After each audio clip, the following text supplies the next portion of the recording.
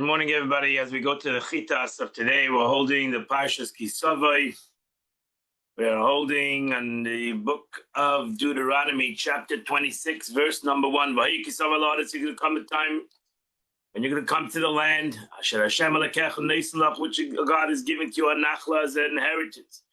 But Yereshta, Yeshavta, you should take possession, you should settle in it. Now, she tells us, teaches us they were not obligated in the mitzvah of Bikurim until they conquered the land, which we knew it took 7 years, and they also divided the land, which took another 7 years. You should take from the first fruits of your land, which you bring from your land, which God is giving to you. You should put it in a basket. You should bring it to the place that God has chosen, the Shakin Shmei Sham, to rest his name there. Now she says, Meidesh, the word Meidesh is from the first fruits. It comes to teach us that not all are called first fruits. How do we know this? Here it says from the land, which it says from the land, which we also take the fruit from. And number two, and with that, it says in another place, it says the land of wheat and barley. So the 7 fruits that the Eretz Yisrael, that the land of Israel was blessed with.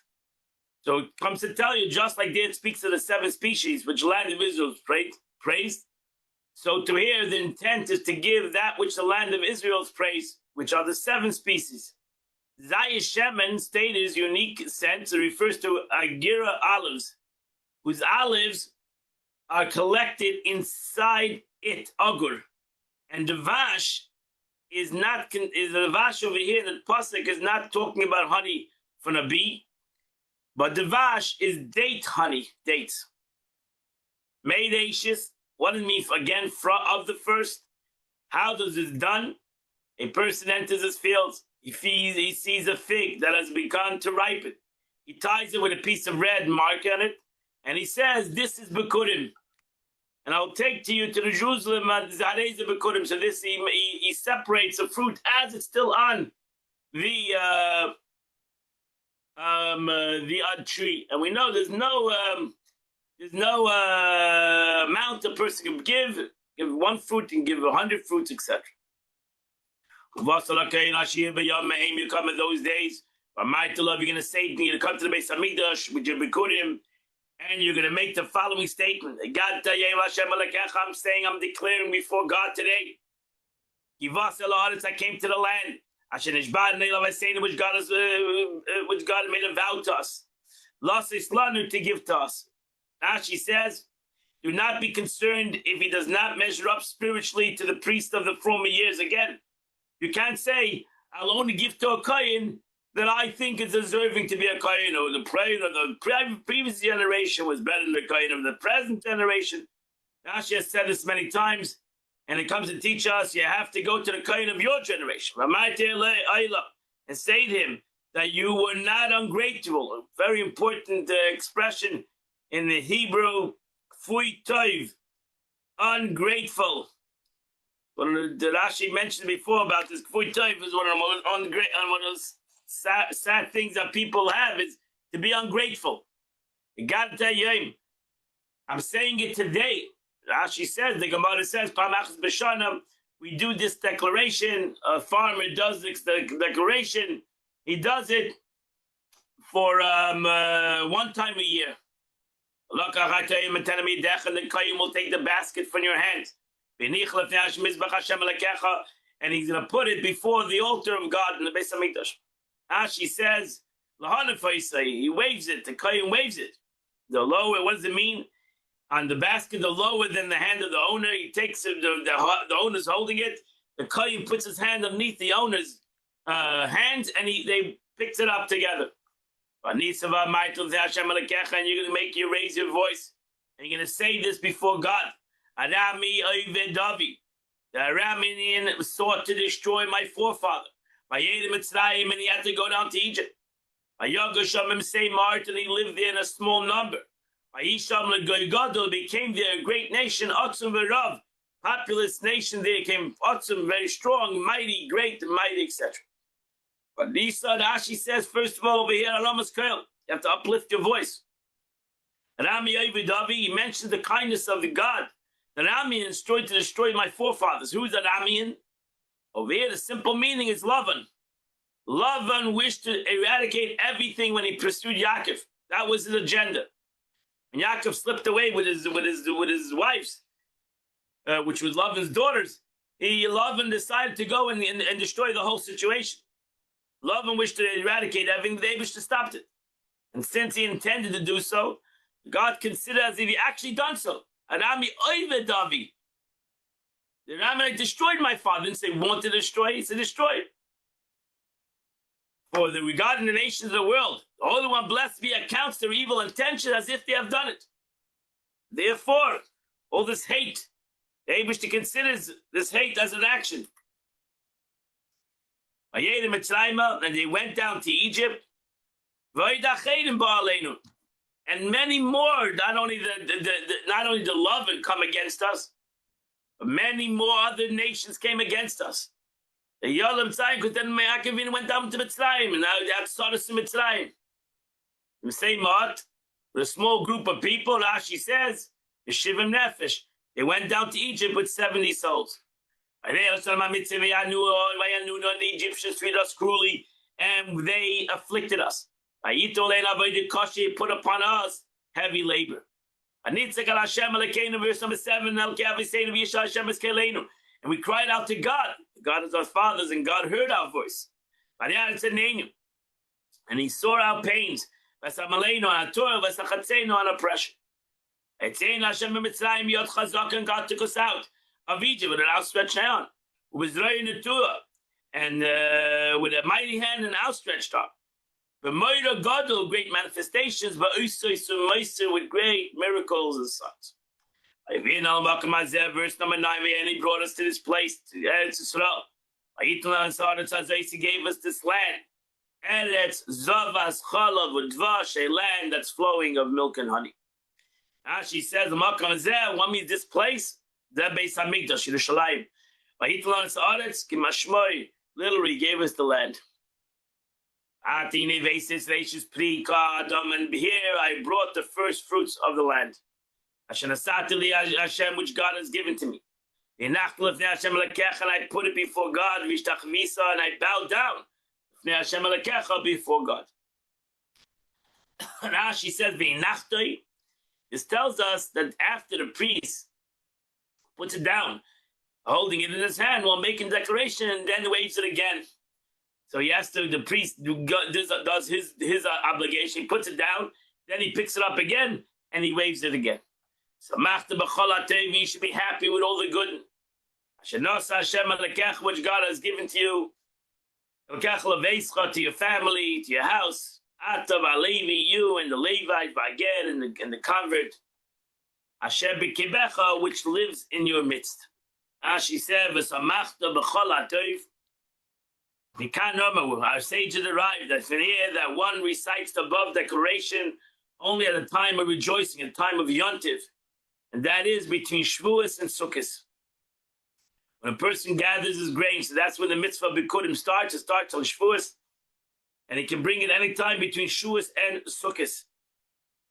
And a person gathers the grain, fruits, and wine and oil from the fields in the storehouse after Sukkot.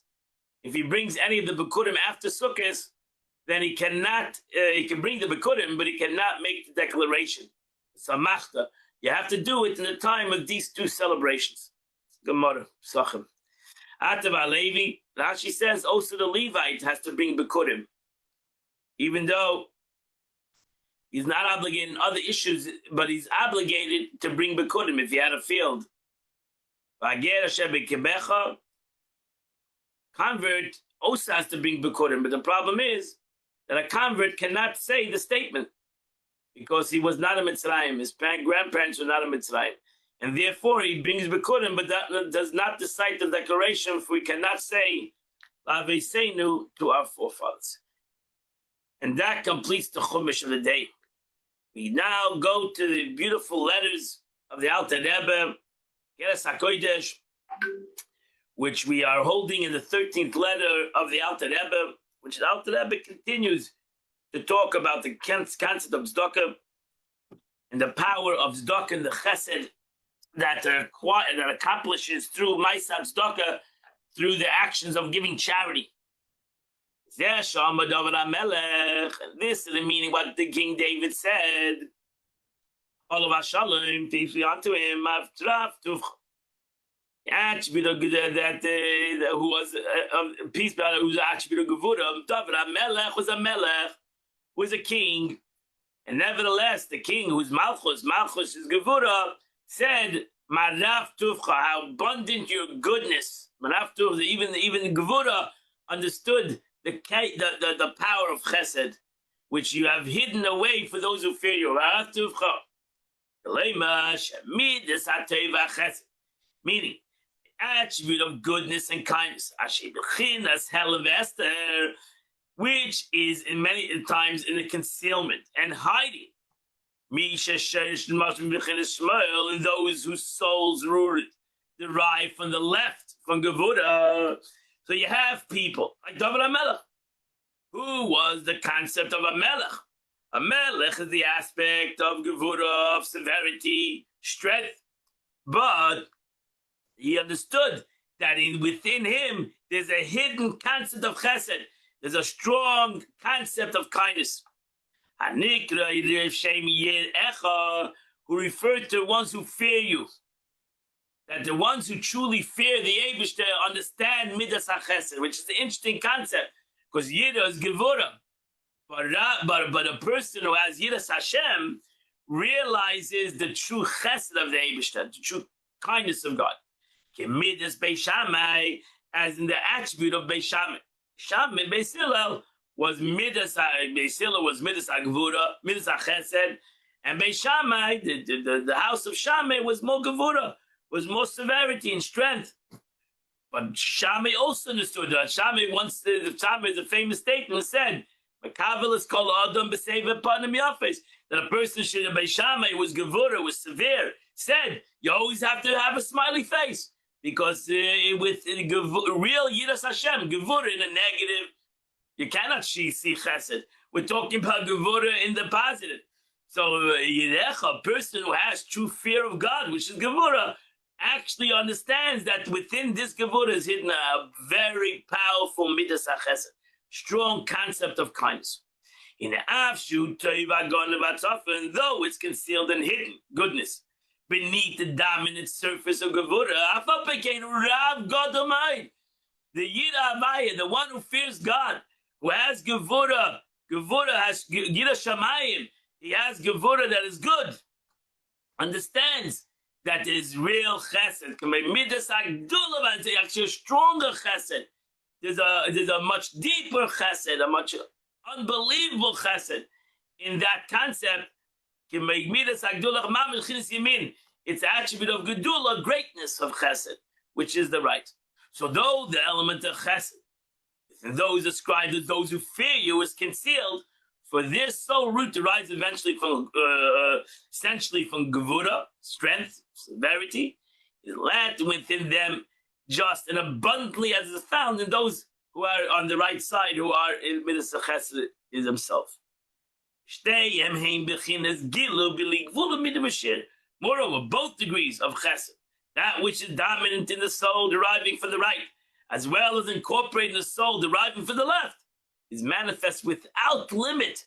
So the Yirah Havaya, those who have fear of God, true fear of HaKadosh Baruch Hu, actually reveal a greater level of chesed, because they have the chesed of the right, have the chesed that is in them, that every person has chesed, and they have the chesed which is hidden within the Gevurah.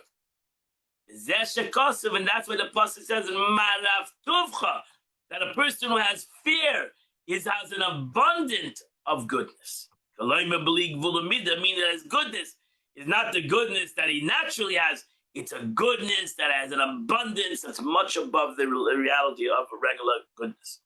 Without limit and measure. Whether it's the goodness from which is hidden away with those who fear you, and that which you have brought for those who trust in you. The mechinis yamin, the attribute of kindness, he doesn't have any good. He trusts in HaKadosh Baruch Hu. So you have both the concept. You have those who fear God, and you have those who have chesed. They have natural chesed, that they have betachin in the Eibush. They have no fear of anything. They have betachin in God. Whatever the Eibush wants happens. He takes good and the bad, and he does everything l'man Hashem. So that's pa'al telach bach, that which you have brought to trust in you. So a person who trusts his beloved friend to act in best interest, same way. Those souls stem from the right. That's a soul that stems for chesed. Chesed, it's true chesed. Chesed of Hashem. Who serve God with chesed and love, place their trust in the Eibush. They also have gevura, but their main attribute, the essential attribute, is chesed.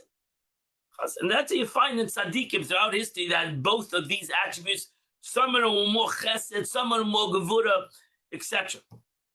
Because they had different essential souls, like Hillel and Shammai. Hillel essentially was chesed, he had gevura too. And Shammai was essentially gevura, he had chesed too. But both of them used out both of their midas for kedusha. And therefore, each one of them actually brought out the godliness in the world through their midah, through their character, through their essential character. It didn't change because they had essential character. They were different, that they served God differently. They should serve the Eibishter through their character. And that's it. And not only to God, but continue. So it was not only that they served God with their character, whether it was chesed, whether it was gevura, or brought out a greater chesed, they showed it to others. Gam neg b'nei adam. They showed it also to humanity, their chesed. Because it was not only between them and God that they served their life, they served their life in the world. That's why these tzaddikim, whether they served it through chesed, whether they served it through gevura, they were ultimately chesed. They will ultimately serve the Eibishter in the world through chesed, and they were chesed to the Eibishter, they were chesed to others. They had unlimited kindness to others. And now it's down the beginning of the verse, hidden away for those who fear you, and concludes with manifest state of before man. The verse alludes to two forms of chesed. In its concealed state, as it possessed by those who fears you, and a revealed state, those who trust you. So whether it was Hillel that Pashut gave people unlimited, whether it was Shammai also gave people unlimited, because both of them revealed chesed. They revealed it in different ways. One revealed it through chesed itself, and one revealed it through gevura. The reason why the verse says, for those who fear you, which seems to imply that chesed from above is granted to them as a reward, lidayach, that's something you're giving to them. Rather, in those birayach, really in Hebrew, it said that chesed is revealed in the one who fears you. So the Alter Rebbe says, why it sounds like somebody's giving him chesed. So I mishum shekol mashe bechinas helam bechol neshama is whatever is in a state of concealment within the soul. So Yibei Shammai, who's gevura, his chesed, who was hidden in the bechinas zu in the misabdashta haguf b'meicha b'libes. So what means hidden? Hidden means it's there, but it's not vested within the body, in the individual's mind and heart, for they are incapable of receiving it. It's like an encompassing light. So Beis Shammai had an encompassing light of chesed. Beis Hillel had a light of chesed. Therefore, whenever Beis Shammai needed to have chesed, he revealed his chesed. He never ever didn't reveal his chesed. He always had the capability to reveal his chesed. And to awaken his attribute. That should shine in his heart. So the Chas V'Shalom to say that Beis Shammai didn't have chesed. He actually had chesed. It was an encompassing light, a makivdik light, because he was more gevura. But when he needed the chesed, he showed the chesed. Like Beis Hillel, he showed the chesed, maybe a greater level of chesed. Because he overcame himself more than Beis Hillel to show his chesed. The Ma'aseh B'Pel Mamish, in actual deed, he actually showed midas chesed. For example, a person who's charitable, contribution are customary limited, will have reveal himself. So the idea, if you have this person, you can bring on to Bisham B'Sil, and human being. You have those that are more very calculable. That's the Gevura. You have those that are not calculable. You ask them if they know how much money they don't know. They're above budgets. And you have those that are very calculable. Every penny's and then sometimes he says, okay, I'm going above my reality. I'm going to give. I know according to my calculation, I don't have to give anymore. But I have Rachmanis. I'm going to go above my capability. So what happened? He revealed his Midas HaChesed. He revealed his Midas HaChesed that was Behelim in his life, that was hidden, and now he revealed it. He ultimately revealed it that he can do Chesed. He can do Chesed that's above his capability. And that's the concept of the subconscious Chesed that we all have. Not the Chesed that we comprehend, that we have to give, and how much we have to give. We have Chesed L'mayla. We have a Chesed that's above anything. That's the inherited Chesed of Avram Avinu, etc., which will prompt him to give tzedakah unstingently. And therefore, David HaMelech said, "Marav Tevla Beis Yisrael." Therefore, he said, with the abundance of goodness to the house of Israel, both Hatzof and V'Agola, both which is hidden and which is manifest, who bechinas beligvul. It is so. He's saying that the chesed that Yidden show is not a chesed that it's in the limitation.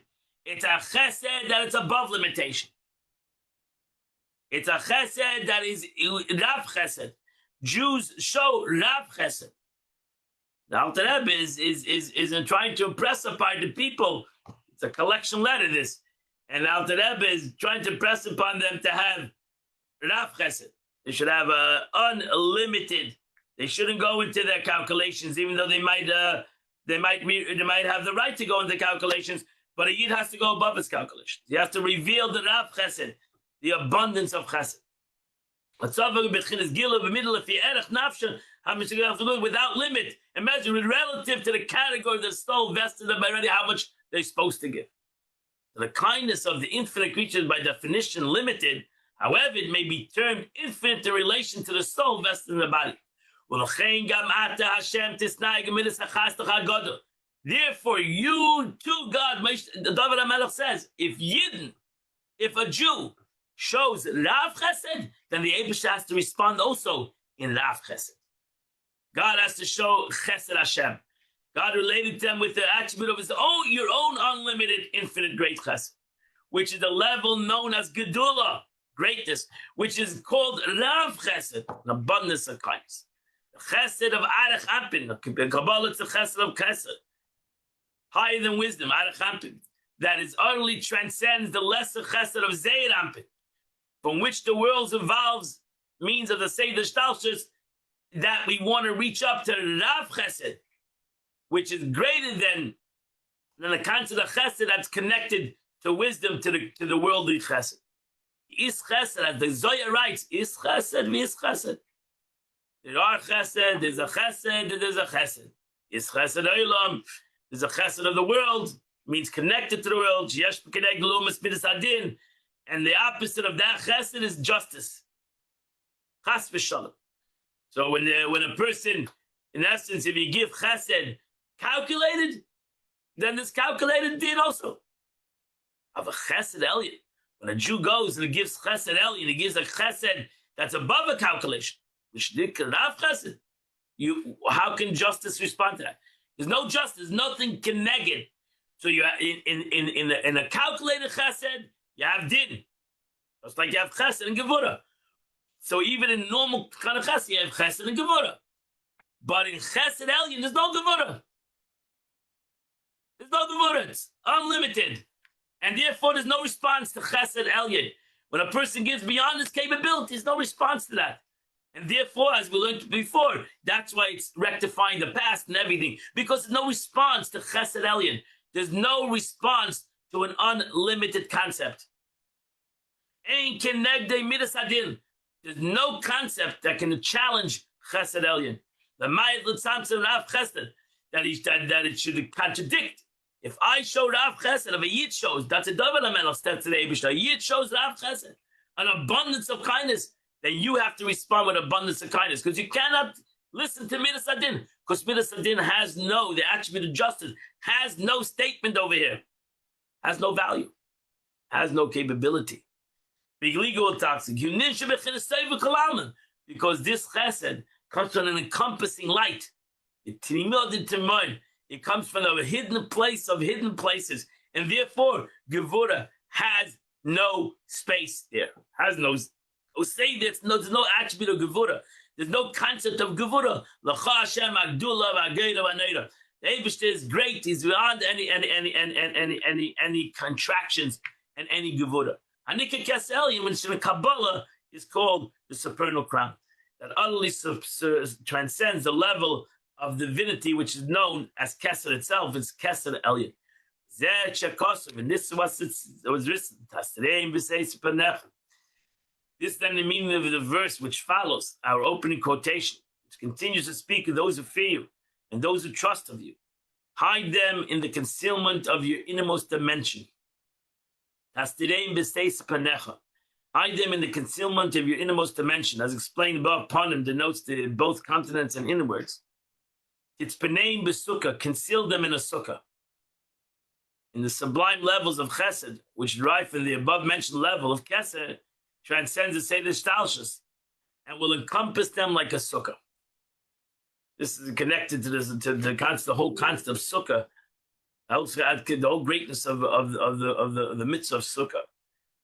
So the supplement that Rebbe writes on this, the thrust of the above letter, which was delivered by the emissaries who were collecting contributions for charity to Eretz Yisrael, is that even those who serve God the means of their soul root in the left, even if like Beit Shammai, are a totally righteous individual who need not to give tzedakah for the sake of atonement, for we're not complete, as explained above in the Geras HaKodesh in the 10th letter. Nevertheless, they too possessed an abundant, immense degree of chesed. To those times which required it, moreover, it results in actual deeds. It's so beautiful that the Rebbe writes this, because we know the Rebbe was a Rav Chesed. He gave out thousands of dollars every Sunday in an abundance of tzedakah. He never stopped giving out tzedakah, and he taught us all to never stop giving tzedakah. And it should never be calculated. You should give tzedakah b'shefa. And always a person, you should help him out, and you should always give charity. And this is what he pushed. So the Rebbe didn't either have the mitzvah of tzedakah, obviously the tzaddik, but he showed as he taught, as the Alter Rebbe taught Beisham, he showed having kavah kolam save upon him office. Even though he was mitzvah, he was a great tzaddik. This explicit concluding passage of the letter, which was not printed by the rabbis, long may they live, sons of the illustrious author, blessed be he, who is a soul in Gan Eden, and which reads as follows. After the above words, with the depths of my soul I seek, is to arouse an infinite abundance of benevolence. I'm trying to do one thing.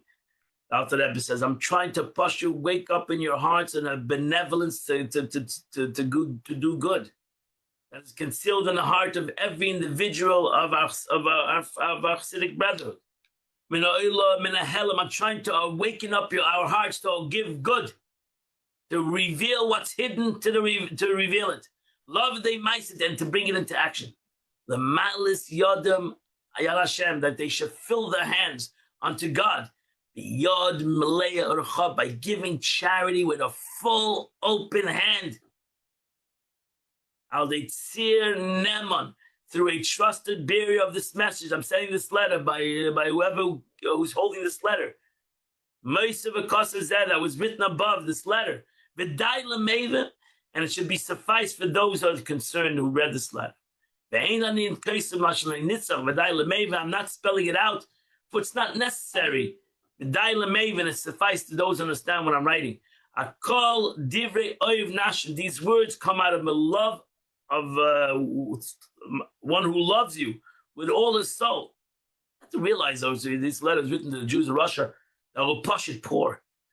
The Alter Rebbe is begging them to not be cheap and to not open their hands and give and give and give. And don't stop giving. We seek their welfare. With a heartful and soulful longing. At this point, the Alter Rebbe signs his name on this letter. Don't find too many letters where he signed it. The Alter Rebbe writes his name, Shnei Zalman. This week is Yechiel, the Alter Rebbe's birthday. Shnei Zalman ben Ladoni Avi Meiri. Shnei Zalman, the son of the master, and my father, my mentor, my teacher, Abaruch. Rebbe has this, the passage above, which makes it clear that the foregoing teachings were intended to find practical expression in giving tzedakah. Enable us to understand the relevance here of the first part of the letter, which otherwise should have been seemingly have begun with V'hinei kol ish Yisrael. Every single Jew, Alter Rebbe loved every single Jew. He can consider every single Jew part of his family. And that completes the Tanya of the day. Today is the 14th day of the month of Elul. In the Tillim, it's chapter 72 to chapter 76. The Rebbe writes in the Ayom Yom, from my father, the Frierdiker Rebbe says, from my father's guiding instruction, keep away the ultimate degree from campaign of attack. Not because we lack the means to prevail, or because of timorenes, but because we must concentrate all our strength and exclusive to the strength of our own structure, edifice of Torah, mitzvahs, performing in holiness and purity. It's not important to go out and argue with people. This was the attacks against Skillim, those dead generations, those that were fighting against Yiddishkeit. The Rebbe writes, don't go out to war with them. Our Anan Paul Mama, we have to go work of the day. We're the workers of the day, the workers of light. We must put our enemies and energy in spreading Yiddishkeit. To this, we must devote ourselves utterly and with actual Mesiras Nefesh, not merely with potential Mesiras Nefesh. We have to go out and have self-sacrifice for the sake of spreading Yiddishkeit and to keep Yiddishkeit alive in Russia at that time. I want to wish you all a wonderful and beautiful day. And Shem, I'll meet you at 10 o'clock. We're going to have a Shir in Tanya. You can come to the JEI.